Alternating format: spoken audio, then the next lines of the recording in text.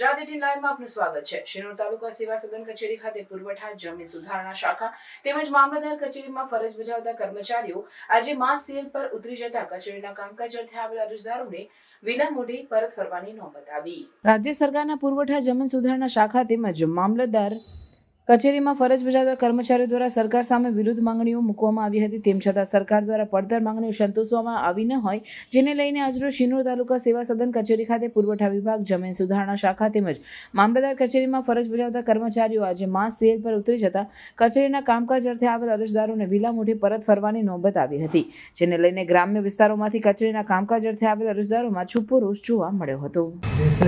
સરકારની કેવાયસી માટે તો શું જવાબ આપે અહીંયાથી? બંધ છે, હડતાલ છે એવું કીધું। આ તમે અહીંયા આજે આવ્યા કે પહેલાં આવ્યા હતા? આ ત્રીજી વખત ના આવી।